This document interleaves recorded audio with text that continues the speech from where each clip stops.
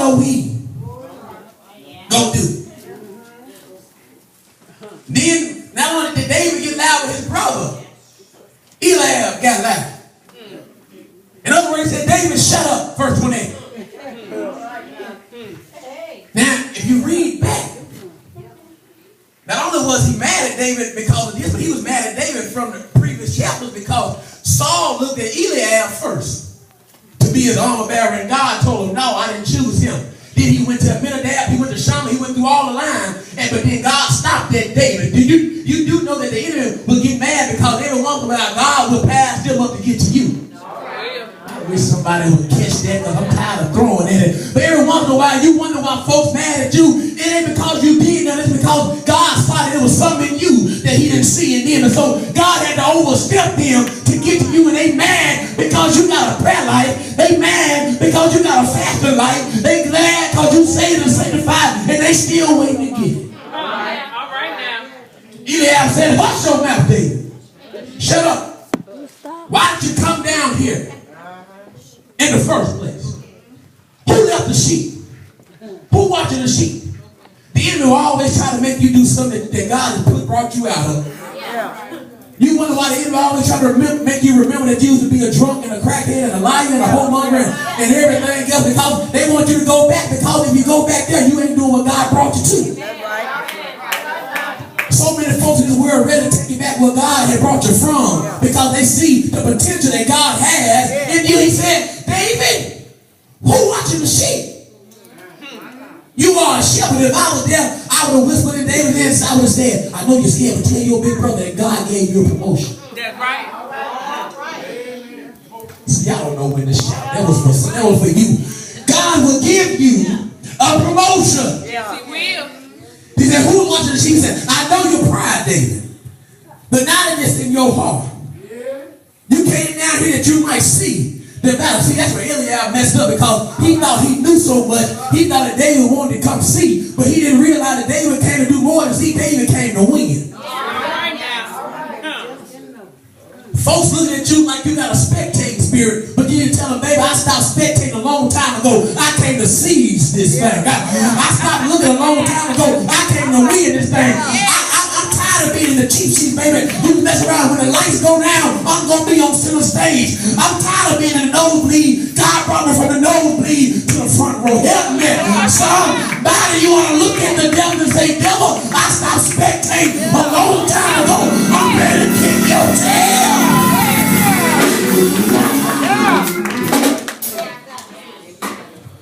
They got loud. Then after Eliab got loud, and all his brothers started turning around, wondering what David was doing there. And David messed around and got in the face of King Saul and told him, he said, King, don't worry about what it looks like now, because that servant will go down and fight with the Philistine. So after the region of the battle and the relation of the battle, then I see the references for the battle. Because first of all, the first reference was in verse 33, Saul referenced David's age. He said, David, you are a young boy. This man has been fighting since he was your age. Not only do I see the reference of David's age, but then I see the attitude during the reference. Because in verse 34, David said, King, thy servant. He knew he had what it took to win, but he still remained humble. Somebody will get that in a minute. You know, he didn't do like some of us when you know you finally got $20 and it cost $15 to get in. You just start moving past the folks that had $14.50.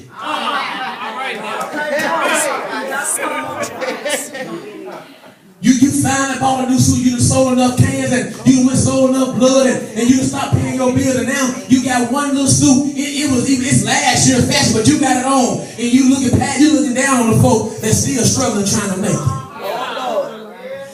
He said, King, David knew that he had what it takes, but he said, King, thy servant. In other words, he walked up and said, I'm your biggest friend, but I'm going to act like I'm still low. I can win for you, King, but I had forgot where I came from. Oh my God, I ain't gonna go there. Fast forward to next week's sermon. But you need to you remember where you come from, because he said, Lord, the King, thy servant. All right. I'm humble.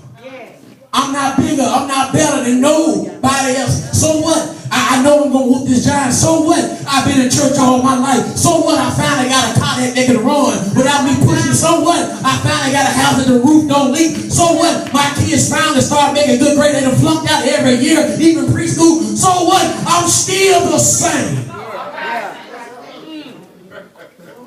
Because just like God promoted you, God can retain you. Somebody gonna get there in a minute. Like some of the smartest folks I knew in college dropped out. Help me. And some of the dumbest got PhDs now, because God is a God. It don't matter how you start. It's all in how you finish. The age and the attitude. But then we see the attack that caused, the attack that gave his reference some validity. He said, Lord, David was standing there. He said, King, I see you talking about my age. King, I'm still trying to have the right attitude. In other words, King, in order to show you that I can do it, let my mind go back. Let me go back and tell you about an attack that happened, because one day I was tending to my daddy's sheep. A lion and a bear came and they took one of the sheep, put it in his mouth. Every once in a while, your mind got to go back. Every once in a while, you got to tell the Lord, Lord, I can do it, because there once was a time in my life where I thought I wasn't going to make it, but God, look at me now, I'm still here. I mean, he said, Lord, you think this giant is something? Let me tell you about what happened to me one day, because I killed a lion and a bear. You got to remember that giants do fall. The bigger they are, the harder they fall. He said, Lord, let me tell you about a time where I was victorious before. You got to remind when new giants come in your life. You got to tell yourself, allow yourself to say, you got to say, this giant ain't nothing. Because this giant will fall just like the last giant that came in my life. I know somebody said, Reverend, I'm dealing with a giant of a no good husband. Well, you got through 4 or 5 giants of no good boyfriends.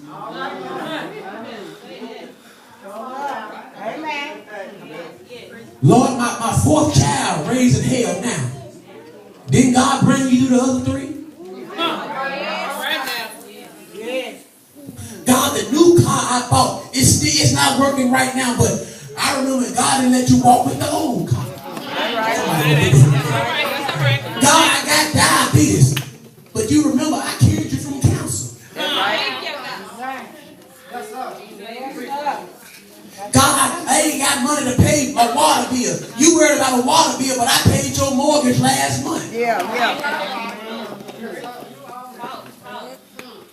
If God can bring you through one giant, what's another giant to a giant of a God? Help me, somebody. What is another problem to a God is a problem solver? What is it? After this attack, he was assured in verse 37. I'm going to go, y'all. I'm going to go. He said, God, he said, King, the Lord that delivered me out of the hand of the lion and the bear. He will deliver me out of the hand of the Philistine. Every once in a while, you got to just step out on your faith and look at your problem and say, problem, if the Lord brought me to you, the Lord will take me through you. I wish I had somebody.